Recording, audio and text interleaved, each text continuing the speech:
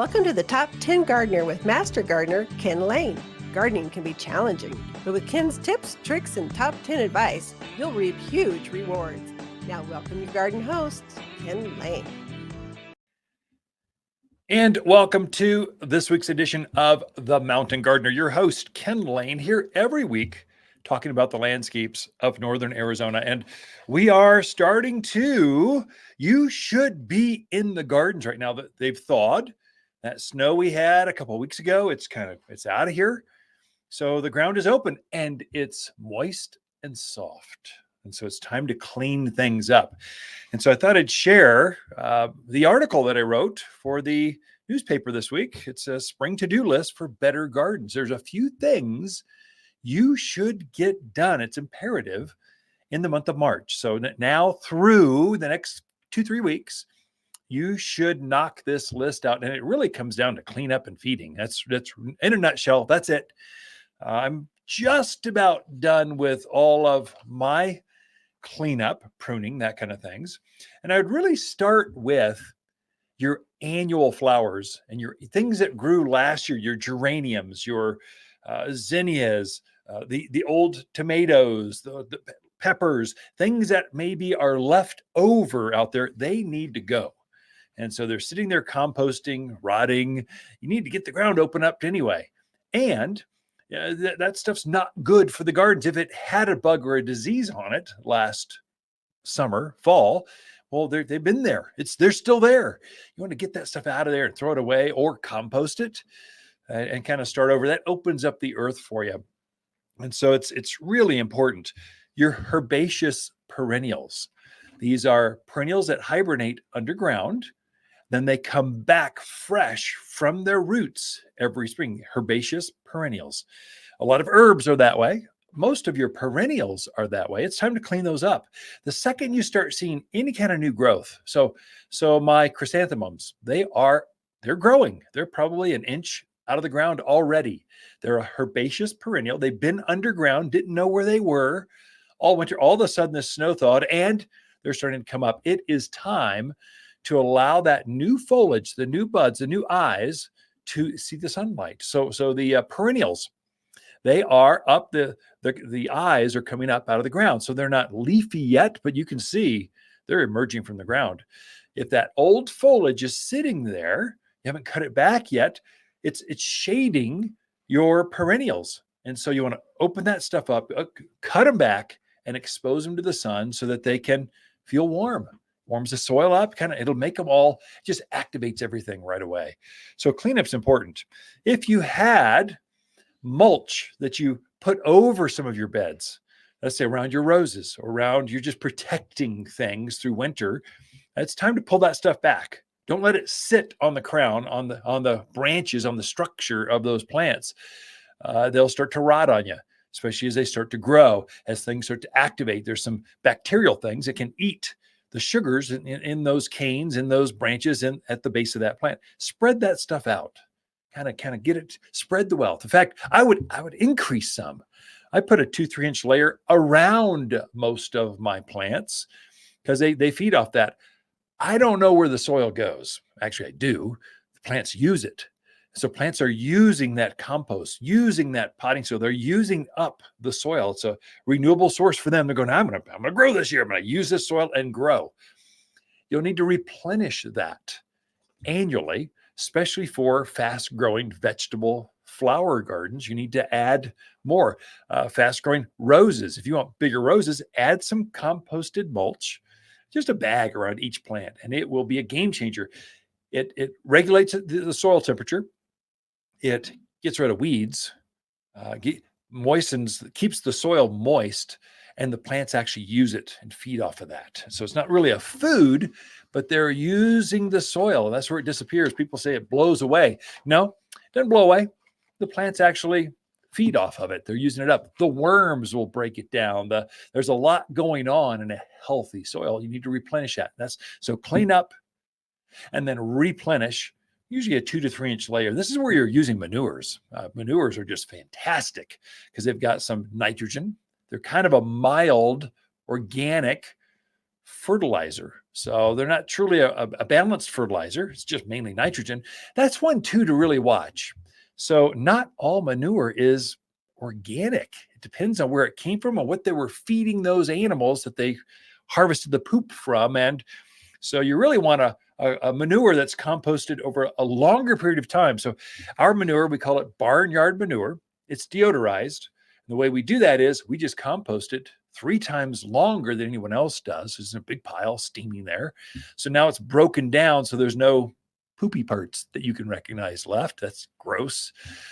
And then we add a little bit of a real fine compost to it. So that kind of mitigates any smell. The last thing I want to do, 20 years ago, I was putting manure bags in the back of a Mercedes, and I just went, and it stunk to high heaven. It was gooey, gross, disgusting. I went, that's it. We are a classier place than this. We're not putting this in the back of people's cars, especially the nice ones. Oh my gosh, brand new truck.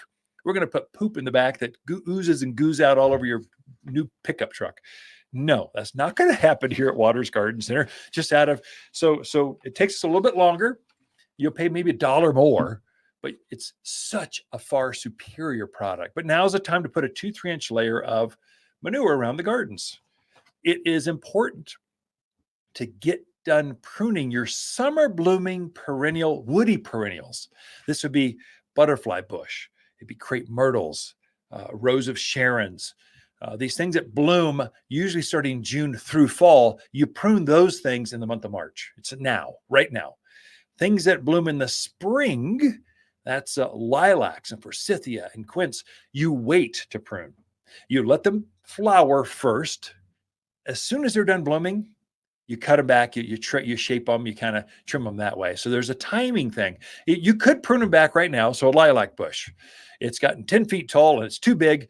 You want it down to chest high. Well, let it bloom, then cut it back that way. If you did it now, it wouldn't hurt the plant. It just wouldn't bloom for you. Well, you planted a lilac so you can enjoy the fragrance. So enjoy the fragrance first, then go ahead and prune it back. Same with forsythia. They're about to pop. So they're about to go. Soon as enjoy that golden flower and then cut them back. It's a critical time. I think this is the best time to prune back your hedges, your evergreen hedges, and junipers, a red tip photinia, Elaeagnus, euonymus, all these hedges. You could have pruned them back earlier, but then they have this butchered look. You can see all the open stems. It looks like you've been mangling this hedgerow. But if you wait until March, now you cut it back. They're about to grow. I mean, they're going to be in a month. They're going to be flushing new growth. So you just simply prune them back right before they're going to flush new growth, and they won't have that gnarly, woody, open. What were they thinking when they pruned that thing back? Oh my gosh, it's too much. Prune them back now and you'll be good. At least you can cut them back 25, 30%. Just take a 10-foot hedge, just take it right back to 5-6 feet. That's perfectly fine. Fertilize it and you'll kind of feed your way out of any mistake you might make. Same with fruit trees. You're cutting that thing back, shaping things up. Then you're spraying it with dormant oil to get rid of the bugs, and then you're fertilizing. Just 1, 2, 3. Prune, spray with horticultural oil. It's an organic, it's the least offensive, least expensive organic bug killer you can use. And you got to use it in the winter. So it's an early spring winter thing. So you clean back, then you hose everything down with horticultural oil. Now to get rid of your aphids, thrip, all squash bugs, all the things that are sitting there from last year, gets rid of all of those. Prune back your roses, prune back your grasses. It's time to do all of that. Prune, clean. That's kind of the summary of it all. A couple things I do myself personally, and in fact, I'll take a whole segment just on fertilizing because it's so important. But one I can add to right here at this end of the first segment is if you're going to keep weeds at bay easily, without backbreaking, you can put a weed and grass stopper. It's like a fertilizer. You spread it over your rock. You spread it around your roses. You spread it throughout your fruit trees. You spread it out, and it does not affect any plants already growing. It only affects the seed. And so it keeps the seed from germinating and sending that taproot down. Put that down right away. I can't emphasize that enough, because once the weeds start coming up, it's too late. Now you got to break out the toxic waste in roundups and stuff. It gets really laborious and dangerous. Weed and grass stopper takes all that guesswork out, gets rid of the weeds. It cuts down on 90% of all the effort it takes to weed. That's it for this segment. Be right back with Lisa Lain with your garden questions right after this. Hi, Waters with the plants of the week and our double pink Linton Rose. Stunning double pink flowers dangle from this amazing perennial. And this flower stands apart from the rest for its tremendous color impact that starts in midwinter and then holds its blooms right through spring. So tough it's rarely bothered by bugs and completely deer-proof. Waters Garden Center, 1815 Iron Springs Road in Prescott, where people who love new pink perennials, they love to shop. You're listening to Garden Master Ken Lain, owner of Waters Garden Center in Prescott. Join his daily podcast for timely garden advice seasonally right for the gardens. Ken can be found throughout the week at Waters Garden Center in Prescott or through his website at top10gardener.com. You're listening to Garden Master Ken Lain and the Top 10 Gardener podcast. Welcome to the Top 10 Garden Show.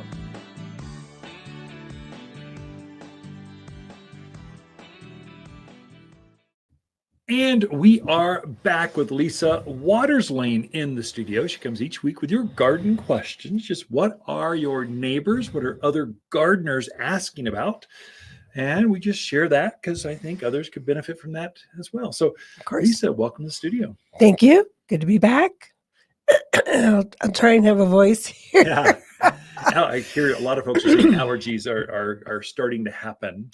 Yes. So you're starting to see that. So plus we unloaded a full semi of trees and shrubs, and you pop the cord on them and the poof. Oh yeah. It's yellow. Dust, dirt, pollen, yeah. trees. A lot of the evergreens came in. Oh yes. So it can be that way. So but it's okay. You just take an allergy med and you enjoy spring. There you go.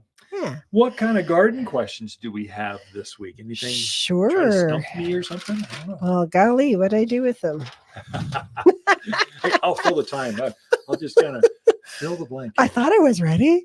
All right. Dalton in Prescott says he's pruned back his yard and now he's ready to apply his horticultural spray. His question is there anything it should not be sprayed on in the landscape? Yeah. So, Dalton, that's a great question, actually. So, no, it's horticultural oils are basically, it's like baby oil or something. It's good mineral oils. Yeah. It's good for everything in the garden. It's not going to hurt anything. Completely organic. You can spray it on your herbs, on your rose bushes, things where you obviously had bug issues. Yes. Because you do have eggs. They laid eggs last year and they've been sitting there waiting to come out this spring. Oil coats that egg and suffocates it naturally. And so it cleans everything up for you. So you can't go wrong. You can only go right. And I would say while you got it on a hose and sprayer, usually your powder, more is better, quantity over quality. So just get out everything and just hose down everything. Focus on the base of the trees, base of the branches, because that's where a lot of bugs hibernate.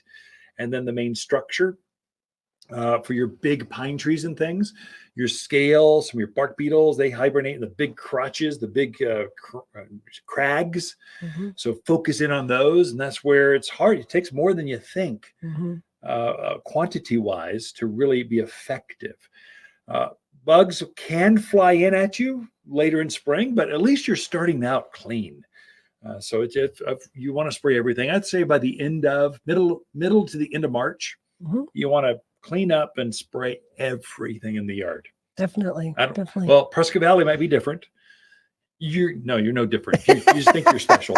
You're the same. You're special. The other side of the hill, the Verde, you all think you're so much different. You're the same. You just do it the same. Flagstaff, it's the same. Paulden, it's the same. Spray, prune, get done by the end of March, and spray with horticultural oil, and then fertilize everything in the yard. So would now be a good time to apply the tree and shrub drench for scale, bark beetles, those kind of things, or is it still too early? No, it's good. So the sap is flowing on the trees, so that's your cue. I'm having customers or friends show me their cell phones going, hey, look, my maple's starting to flow. Is that a concern? Well, no, that's normal. That's the sap is flowing. Yeah. So we're not that hard freeze. We're done. And the trees, the days are getting longer. The trees are going, I'm ready to go. I am tired of winter. Let's go. And so that's your cue. I would say anytime in the month of March, put your tree and shrub drench on pretty much all your evergreens to keep the bugs out of them. This is a bug deterrent you put on trees. Actually, it can be a bug.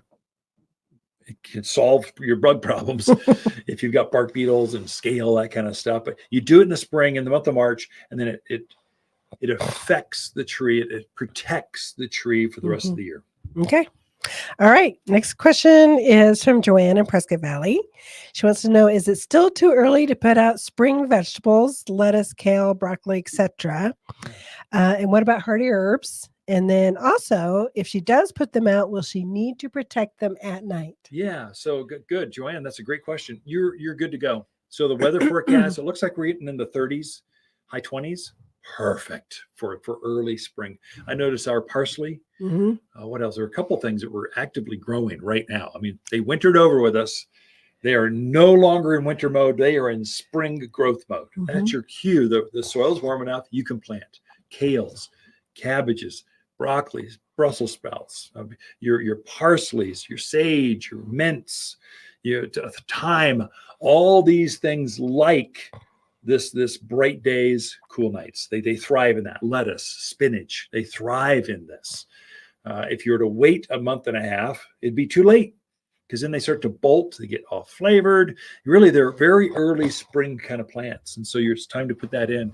I would say, I don't know when the potatoes come in or the garlics, the onions, any day now. As soon as you can get those, put them in the ground. The ground is not going to freeze at this point.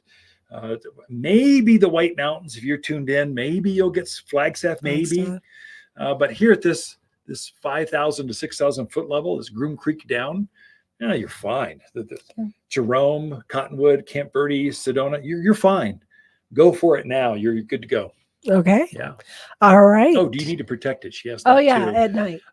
If you go down into mid low 20s, you might throw a box over it or something. But again, I was looking at the forecast. It looks beautiful. Looks From pretty this good. point forward, I'm going, this is awesome. That's why we live in Arizona, this part of Arizona. It's just That beautiful. is true. All right. Our next question is from Zach out in Chino. He wants to know, is it possible to keep a standard fruit tree like an apple under 10 feet with good pruning, or is that a lost cause? Yeah, you can. You're probably going to prune, Zach. You're going to prune twice a year, probably. I mean, more than likely. You're going to prune in the winter now just to keep to shape it. So the main pruning is going to be done now. And then you're probably going to also need to prune if you're doing standards. Now, if you have a semi-dwarf, it'll take some pressure off. If you go genetic dwarfs, of course, they naturally stay down to 4, 5, 6 feet anyway. No pruning. But semi-dwarfs take a little pressure off, but even those want to shoot up to 15, 18 feet. So you're going to prune in the summer the suckers. So you're going to prune it back, and then you get this elongated, real aggressive growth because all those roots are now focused on just growing more branches. So you'll thin those back a second time, usually, after you're done pruning the fruit off. So after you pick your peaches, after you take the apples off, after you prune them back some. And so that'll keep it easily under control at that 10, 12 foot level without even trying. It'd be real easy. Yeah, you can do that. We've got a peach tree in a container. It's maybe 8 feet tall at most, but with the pot, it's in a big 3 by 3 by 3 foot pot. It's maybe at 10 feet.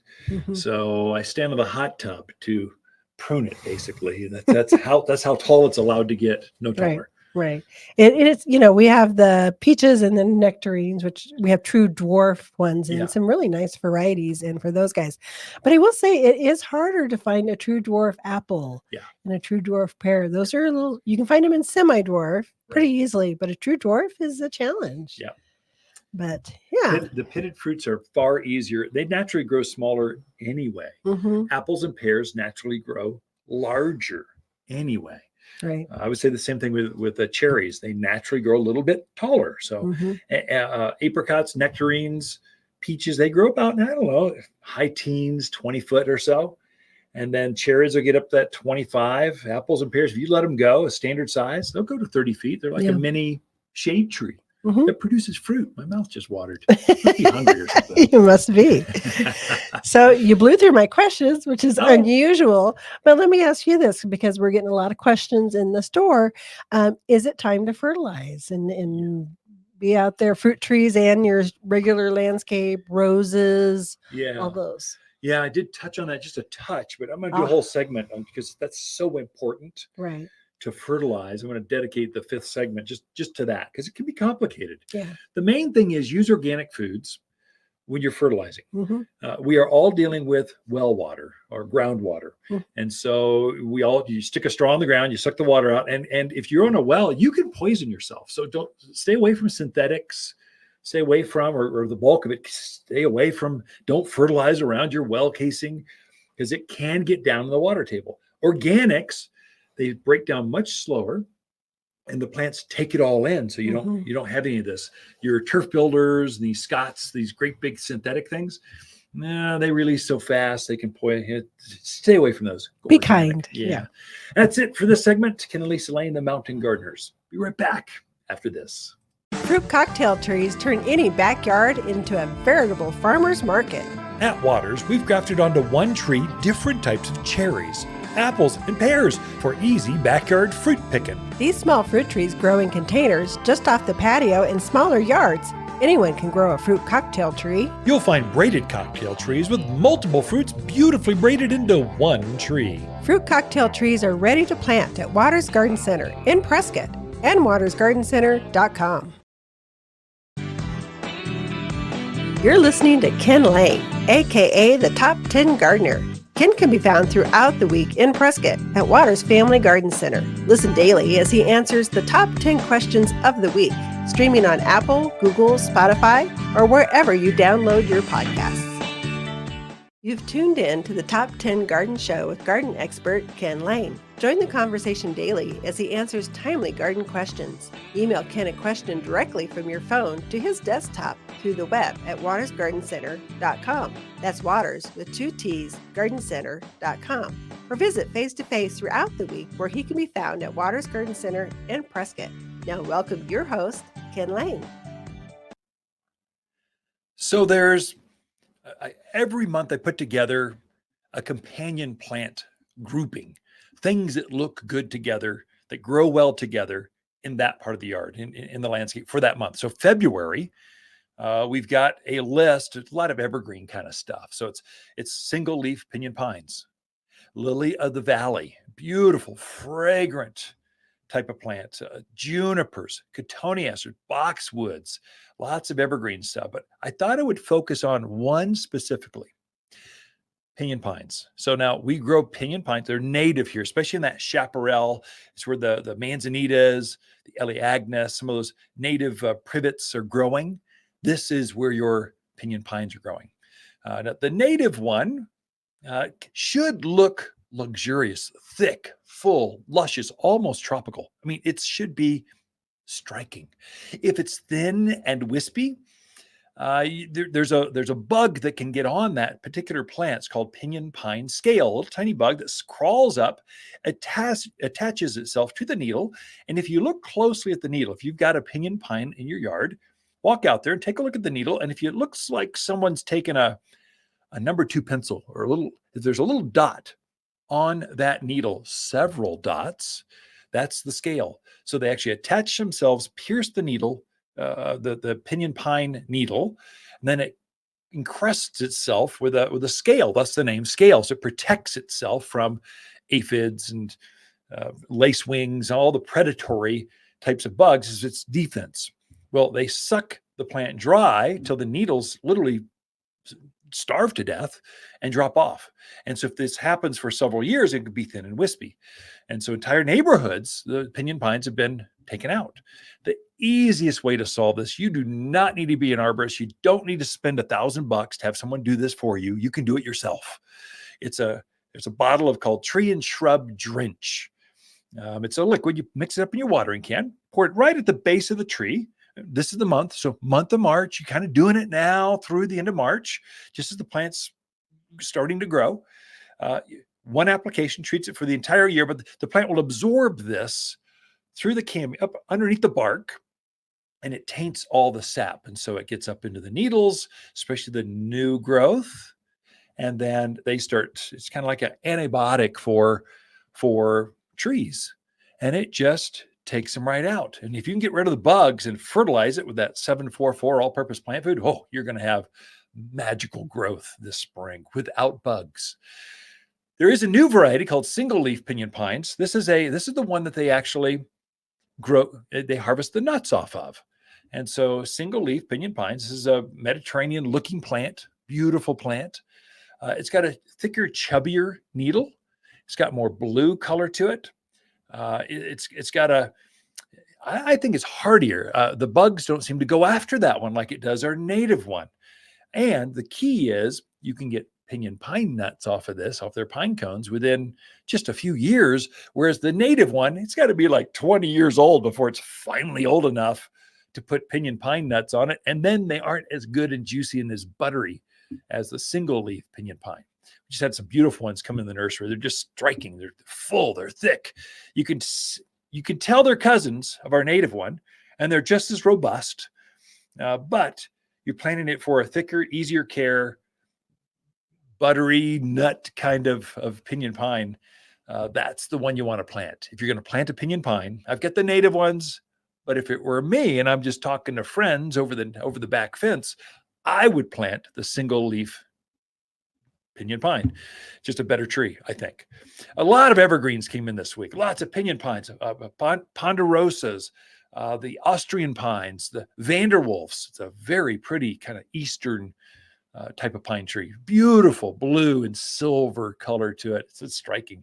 Now is your best selection. Now is your best time. Now is your best opportunity to plant. I would say now before they start to leaf, before those evergreens start to elongate, you want to buy your tree, get it in the ground so that it wakes up and starts to grow in its new home. And you just got a great selection right now. So nurseries, we've got a spring open house coming up. Is that March 16th? It's the weekend of spring. Spring open house. So we're stocking up like crazy. I mean, there's like 3 truckloads of plants came in, and we're just trying to power up 2 acres of plants in like several days before the 16th. It's like we feel the pressure. And so we are filling up. All the evergreens came in this week. And so there's lots to choose from. Every color, shape, size, variety, and they're all for here. This higher elevation of this central part of Arizona. They're made for us. And so now's the time to plant them. But look at, while you're doing that, the single leaf pinyon pine. I think it's a better choice. And the other companion plants that go with that. Lily of the valley, cotoneasters, boxwoods, hellebores. Got a beautiful hellebores are full bloom right now. They're glorious. Perennial that blooms in the winter. It's evergreen. It's got everything you could ever want from a flowering plant. And they're only available basically for this late winter, early spring time frame. Then we run out, there's no more. Hellebores, or what's the other name for that? Linton Rose is the other name. All right, that's it for this segment. Be right back with more garden tips, tricks, and garden hacks for your backyard right after this. Water's garden companion plants of February are Calgary carpet juniper, lily of the valley, pinyon pines, and peony. Your grandmother would fall in love with these larger peony with so many colors to choose from. There's nothing like the enormous flowers to add stunning pops of color. Endearing springtime blooms are more than fragrant with luscious double flowers. Shop the most perennial peonies in Prescott by store or online at watersgardencenter.com.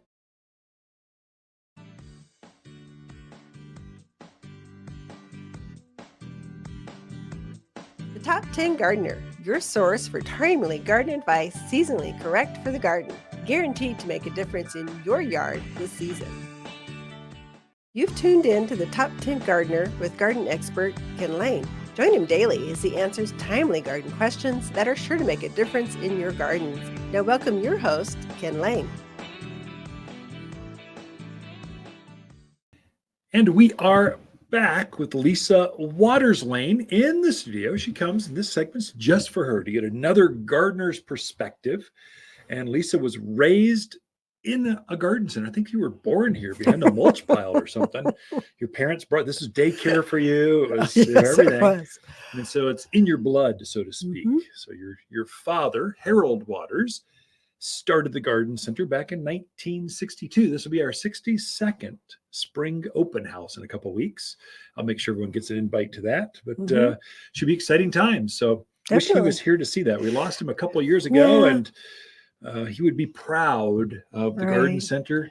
And now our kids are, Mhm. well, Mackenzie, our Child. daughter, One of our children. our youngest child, is now training to take it for the third generation Mhm. of garden center owners. So it's kind of Yeah. in our blood. It's fun and it's spring, and I always think of Dad at spring because his birthday was March 17th, and he just loved spring. I Yeah, mean, that was the thing. he loved the trucks arriving, plants blooming, new variety. He loved everything about that. Yeah. So yeah, it's hard. He'd been retired 20 years. He'd still come in Yeah. and see a plant that needed watering. He'd pick up a Yeah. hose. It was in his blood. He just loved that. Mhm. So anyway, Yeah. Harold Waters, we miss you. Definitely. Anyway, what do we got for this segment? What are we sharing? I see a bunch of blooming plants in the studio, Yeah. so So we I got can smell them some. now. You can smell them. I Mhm. wish I could. No, we got some really cool plants that just came in. That it's a great time to find them because if you wait too much longer into the season, June, July, you're going to miss. They're Yeah. not going to be around. Plus, you want to get them in now and enjoy the plants and a lot of the blooms that they have on A them. lot of folks don't realize that garden centers, there's a crop Mhm. rotation. We have a 52-week calendar called a grow calendar, and we'll look at week 23. We want to have this blooming, and then we count back on when to start the cuttings, the soil, when to start the seed. And so it's pretty accurate. Mhm. And so the goal is to run out of that crop before it's done blooming, and then have the next week's crop rotation come in. And so there's Right. a finite season. So if you're Mhm. searching plants, you're going, oh, I really like that flowering heath you've got. You're going to tell us Mhm. about. I really like that. It's an evergreen thing. Oh my gosh, I want one. And you wait 6 weeks. You're no Mhm. longer May here. not It's be long here. gone. So Right. it's been gone for 3 weeks already. So Definitely. you really want to grab those things while you see them, especially the bigger, slower growing things, Mhm. trees. When they're gone, it's some of those trees. We've got some that are 10, 15 years old. When they're gone, there's no more behind them. It's not like you go get more of them, bring Yeah. them in. They're just out. You got to wait. So yeah, you Mhm. grab them while you can. Yeah. So one of the ones I wanted to talk about, which a lot of people don't think about being a spring bloomer, but it actually is beautiful when it blooms, is the manzanitas. Oh yeah, sure. So we got the chieftain and the panchito and kinnikinnick. So kinnikinnick is the ground cover, stays low to the ground, has a really pretty pink blossom to it. Chieftain and panchito both get about 2 foot by 4 to 5 Yeah. feet. Nice evergreen shrubs for out there in your yards. Low maintenance, love the sun, low water usage. Critters don't bother them. Yes, you got everything you So want. it's got I wouldn't put them on a everything drip you system. want. I would just water Yeah. by hand until they get Right. started. So just Mhm. abuse them to kind of kick dirt at them, curse at them. They'll grow better like that. Well, They're maybe true don't curse natives. at 'em, Yeah, but yeah. true. But nice bunch that came in, and they are so pretty when they bloom. They have like a little pink bell-shaped flowers Yeah. to them. They're a Very quite pollinator. attractive. True. Yeah, They bloom early, so when the bees start foraging, there's not that much out for them, right. but they really like the Mhm. manzanita. Yeah, so definitely check those out. We also got the heath in, the Mediterranean heath. So I brought an example in Oh, to show you. yay! So this That's one pretty. is Oh my the gosh. pink Mediterranean heath. Yeah. It also comes in white. We got those in 1 gallon and 3 Ooh, gallon. big boys. Oh my gosh. Yeah, That's they're beautiful. And I would tell you, you were talking about the bees. We literally got these in late yesterday afternoon and put them out. When I went out to grab one for the show, there were bees just Yeah. happy as could be. Yeah. So if you want to bring some bees into your yard, those early pollinators, this is a terrific plant Yeah. for that. This one is also evergreen, so it's going to bloom for a really long, extended period of time. But when it's done blooming, the foliage is like a real ferny green, just Yeah. very delicate, but very pretty, Does even great in without the blooms. containers. Is Yeah. it real pretty as a pot? Yeah. In a container plant, Right. raised beds Mhm. next to a driveway. We've grown this in Skull Valley in full sun. Mhm. It'll take shade. It's really Very versatile. adaptable. Yeah. Yeah. Elk didn't eat it. If few folks at the higher elevations. The deer don't bother it. It's just a good hardy plant for here.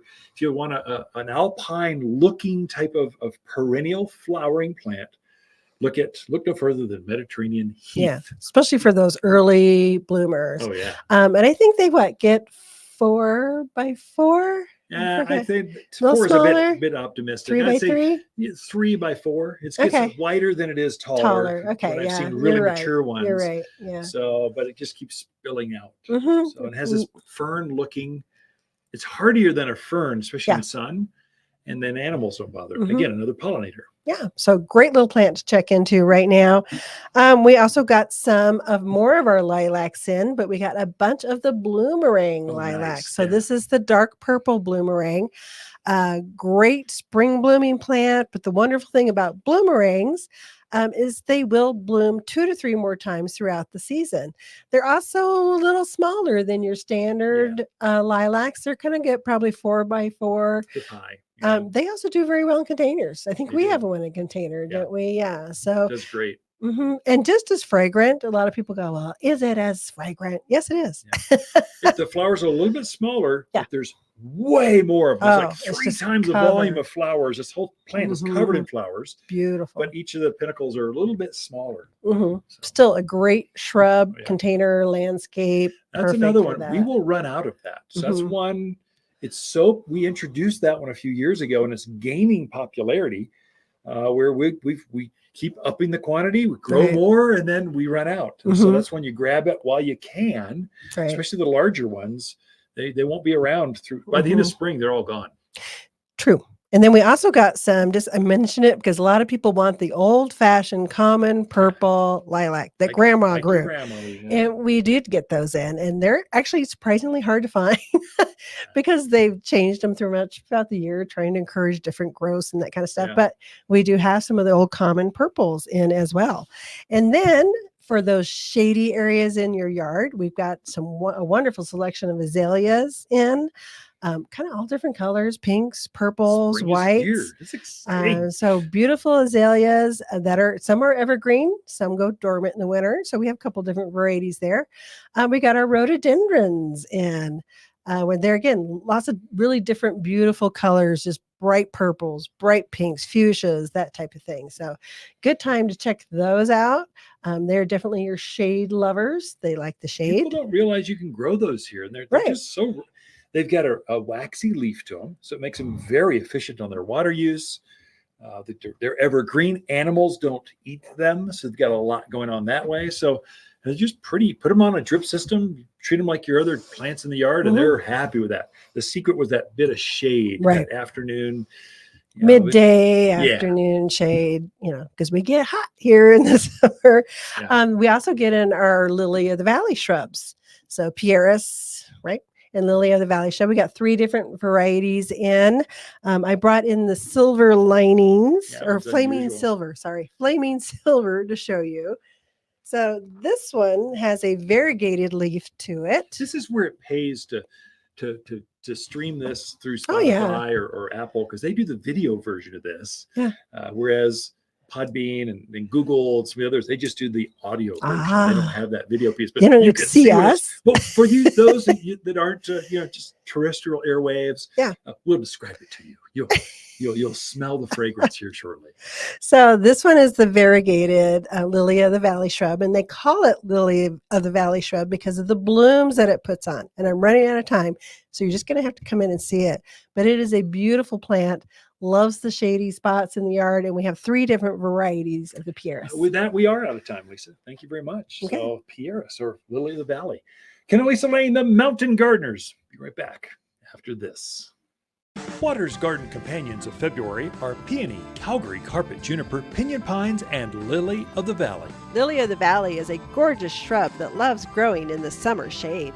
This bold evergreen delights with dramatic, fiery growth in spring. Fragrant wedding cake layers of white flowers hover on graceful arching stems. Each dainty flower is utterly detestable to deer and javelina. Shop the most perennial shrubs in Prescott by store or online at watersgardencenter.com. You're listening to garden expert Ken Lain, owner of Waters Garden Center in Prescott. Look for more tips, tricks, and garden shortcuts through Ken's website. Additional shows of this podcast, read his weekly garden column, or follow him on Facebook, Instagram at watersgardencenter.com. That's Waters with 2 T's, gardencenter.com. Welcome to the Top 10 Garden Show with Ken Lain. Listen to Ken's tips, tricks, and garden shortcuts guaranteed to make your gardens more beautiful than ever this year. Now welcome your host, Ken Lain. So as you get done pruning things, or even before, it's so important, just do this first. You should feed everything in the yard by the end of March. So the sooner, the better. Plants are actively growing right now. The sap is starting to flow up and down your maples. You can see if you made a cut, you can see it. You can see it weeping some. That's the reason that when we make cuts this time of year, which is ideal, you clean it up in the month of March. The bigger branches, especially those that weep a lot, pine trees, spruce, they'll tend to sap some. Maples are classic. Sometimes your fruit trees will paint that scar, the bigger one where that cut was, with a black tar. It's called pruning paint. It keeps the bugs out and it seals off some of that flowing stuff. They make a really convenient aerosol. I mean, just sometimes that the canister with the little brush in the end is kind of messy. You get it on you, and if you get that stuff on your clothes, it's not coming out. Pruning paint does not come out. It stains permanently. The spray, you just spray it right on there, and boy, it's just so easy. The things they come up with that make gardening easier is just amazing. So we're always looking for that. Feeding your plants is, I would say, the most important thing, even more so than pruning. The plants have used up all the food that it had in the ground last fall, last summer. They've used that up. So they've stored it and they've made roots with it. They're starting to grow new flower buds and leaf buds. So you've seen the bud swell noticeable on the branches right now. Some plants are actually blooming. So your winter blooming jasmine, your hellebores, Lenten roses, they're in bloom right now. And so it takes a lot of energy to create all this new growth. And so if you don't fertilize now, the plants will be left hungry. And then summer comes, they'll start looking yellow, thin. The leaves will be smaller, less of them. Your fruits will be smaller, less of them. It's just so important to fertilize by the end of this month. I'm doing 2 things in my yard right now. I am fertilizing with the 744 all-purpose plant food most of the yard, especially evergreens.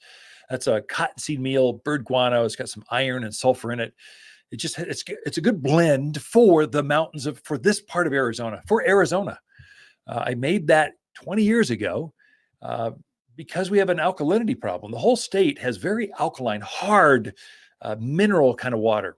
And so this food helps to counteract some of that so the food can activate, so the plant can pick up more of it. So you'll see a striking difference. And here's the best thing. It's organic. Actually, I can't call it organic. When you put iron, when you put a mineral into a food, it's not truly organic. It can be all natural, but not organic. And so we call it all natural plant food, 744 all-purpose plant food. I do that for most of the yard. For my organic plants, so the fruit trees, the berries, the grapes, where the vegetable garden's going to go, I do make a purist type of organic food. No minerals, just organic plant food. It's a 6447 plant food. It's called fruit and vegetable food. It's to keep it completely organic. And so we call it 6447 because mostly we use this for edible plants. And so the calcium, that 7% calcium, is what brings out the flavor, brings out the sweetness, the aroma, makes fruits larger. So it's made to, if it's going to put a fruit on or a vegetable, you want the 6447 fruit and vegetable food. So I use those 2. So I'm putting that on all my plants, from roses to fruit trees to berry plants, to my evergreens, to my hedges, to my privacy screens. Everything gets fertilized, even your native plants. I say a little bit of care. You put that gardener's touch on a native plant, they will love you for it. And so they just react really well to it. Any kind of care. Yeah, but they've been growing there all their lives, kid. They don't need no help. They do need some help because you built your house in their yard. You cut some of their roots, you affected the way the water flows, and plants do need some care, just a little bit for natives. And fertilizing now in the spring, game changer. Just a totally healthier plant. Obviously, your ornamental plants, those things that aren't native, those beautiful flowers, the natives, the lilac things, your roses, they need food. If you want roses, they should be in full bloom by the end of April. So, a few weeks out and roses are just in full glorious bloom. They're going to take some food. It takes a lot of energy to pull that off. And so you'll need to give them some food. So it's critical. Do it now. In addition to that, to my entire yard, I do two things. I fertilize them, and then I also add soil sulfur. I know I said sulfur, 644 doesn't have sulfur in it. It's an organic food. But sulfur is really helpful for plants. Sometimes plants, that pH creeps up too high, and then the plants get smaller leaves. They get a yellow tinge to them. They stop blooming as well. They drop their fruit. They drop their vegetables. And so sulfur can help counteract that. And it's because your water is so alkaline, the soil takes on whatever the pH is of the tap water. Whatever water source you're using, that's what it's going to take. That's what it's going to go to. And so that's going to be in that 7 to 8 range. Well, the book says you should try to get it as close to the neutral pH as you can. That's 6.5. Quite honestly, I've never made it to 6.5. I might make it for a few days and then it pops right back. If you can get it down to that 7 range, I find gardening's pretty easy. It doesn't have to be perfect. It just has to be less than what we have currently, which is super alkaline water. And so your soil takes on super alkalinity. So it just kind of, the rest of the country is putting hydrated lime on their gardens right now. For the love of gardening, don't do that here. Not in this little bubble of the Southwest. You will kill your soil. It'll take that pH and just push it off the charts. You folks that have had hot tubs and pools, you're always measuring your pH. You're seeing what the alkalinity is. It too acid? Is it too alkaline? You're trying to keep it balanced so that when you jump in that hot tub, if it's off, you'll get out of that. You'll feel like your skin's crawling off. You need to take a shower. Just what's going on here? That's what's happening. Your pH is off. Well, your plant's roots do the same thing in the ground, only they can't get out of the hot tub or get out of the ground.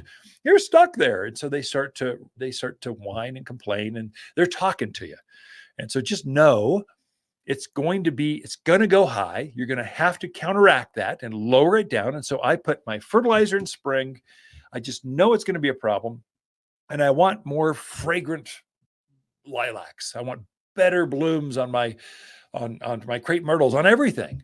And so I also, in addition, put soil sulfur, straight sulfur.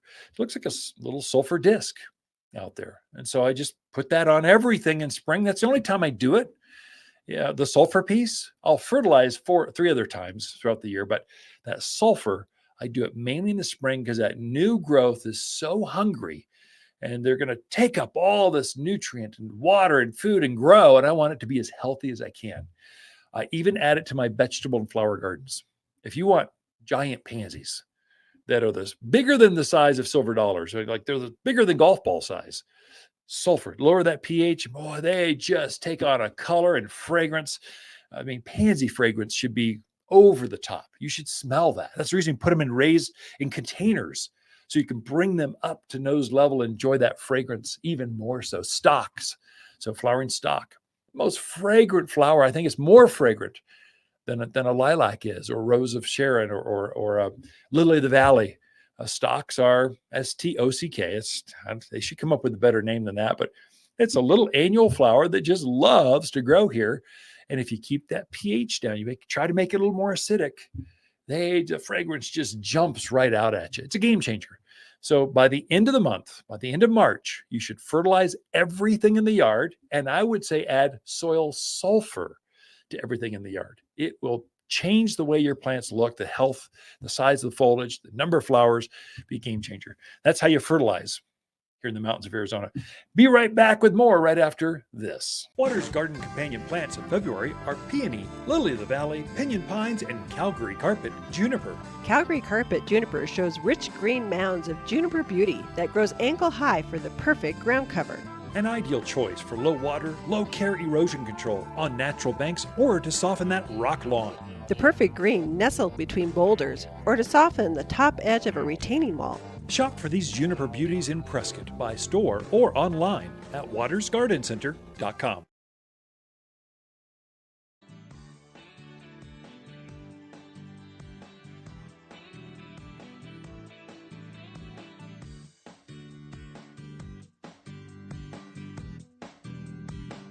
You're listening to garden expert Ken Lain. He can be found throughout the week at Waters Garden Center in Prescott. Thanks for tuning in to the Top 10 Garden Show. You've tuned in to the Top 10 Gardener with garden expert Ken Lain. Join him daily as he answers timely garden questions that are sure to make a difference in your gardens. Now welcome your host, Ken Lain.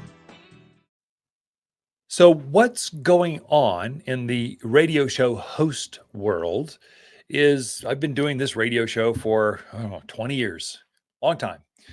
Terrestrial airwaves, traditional radio airwaves, broadcasts all over northern Arizona. And it's local content. It's made to be. And really the outline for that is my weekly garden column. So I write a column each week, gets broadcast or published throughout all the newspapers locally. And then I email that directly to my garden club members, folks that shop here. And it's actually more interactive. I think the one that comes right to our garden club members is much better because it's the original content. Newspapers tend to dumb it down. They take all the links out. They don't allow you to shop online or reference back out to other places. I'm trying to make it very interactive. So if it's an interesting topic to you, you can go, oh, and here is some more. Oh, here's how you buy those. Here's the different varieties. Here's where you go to research. Whereas they just go black and white, words, print, there we go. That's it. Some of the digital newspapers are getting better at embedding the links and getting the photos and that kind of stuff, but it's better coming directly from my desktop to yours. That's the outline for this show each week. And so it's hard coming up with 52 shows and there's a blizzard condition out right now. Well, you focus in on the article that's on houseplants and here's how you grow better African violets or whether that subject is. It's timely, it's ripe for the season that we're gardening here at this higher elevation is for us. And so that's the outline. So there's 6 segments. It's an hour program. I break those 6 segments up. And where the radio host world is going is digital streaming, trying to create the content once, get great quality, informative, people want to tune in type of garden advice on this one. And then we upload it to our personal podcast. We have a digital outlet. And this is brilliant. It's just six shows. And so I know the radio shows, the radio stations, they also broadcast that out. They've got the podcast through the radio station, but also I've got my own. It's called the Top 10 Gardener. Top, T-O-P, 10, the number 10, Gardener. No one took that name. So I said, hey, that sounds pretty good. I'll take the top 10. I tend to go down 10 lists anyway. Take a look at it. So every day we release one segment every day. So 6 days, 6 segments. And then on Sunday, we stitch it all together. We've got the hour-long program digitally available. You can get the Top 10 Gardener from any of if you're into that, if you're into podcast, you want local content that's for us right here, take a look, subscribe, do me a favor. If you could thumbs up or make a comment, Apple really likes that. Google really puts you in a favorable position, but I think we're going to pass our 30,000 mark downloads this month. So it's trending really big. I think there were 1,000 downloads just in the last few weeks. And so it's trending higher, bigger, better, stronger. And now it allows me to get a national audience. And so this garden content, we're the same as North Carolina. We're the same as Tennessee. We're the same as Nashville. We're the same as Albuquerque. We're the same. So this garden content works for all of us here. We share a lot of this at our garden classes. So every Saturday at 9:30, we've we've got a garden class today. It's this Saturday, the 24th. Evergreens that bloom early. There's some that actually bloom. Next week's March 2nd, spring to-do list for better gardens. And then I want to give you a special invite, spring open house. We are going to have a launch like you've never seen. It's going to be big. The 15th, 16th, 17th of March. That's that weekend of spring. We've got our 62nd. Is that right? It's 60s. It's a big number. Spring open house. We're going to celebrate. We've got our vendors coming. We've got special grows coming. It should be really fun. The new plant introductions are going to be here. It's a fun gig. So March 15, 16, 17, join us. Throughout the week, Lisa and I camp out here at Waters Garden Center. We love talking to fans of the show. Waters Garden companion plants of February are Calgary carpet juniper, lily of the valley, pinion pines, and peony. Your grandmother would fall in love with these larger peony with so many colors to choose from. There's nothing like the enormous flowers to add stunning pops of color. Endearing springtime blooms are more than fragrant with luscious double flowers. Shop the most perennial peonies in Prescott by store or online at watersgardencenter.com. If you want a more fruitful garden, increased success in landscape that just feels better, then tune in daily to the Top 10 Garden Podcast. Years of tips, tricks, and garden shortcuts are guaranteed to make your gardens nicer than ever. Listen to this podcast or read Ken's weekly garden column by visiting watersgardencenter.com. That's Waters with 2 T's, gardencenter.com. Thanks for tuning in.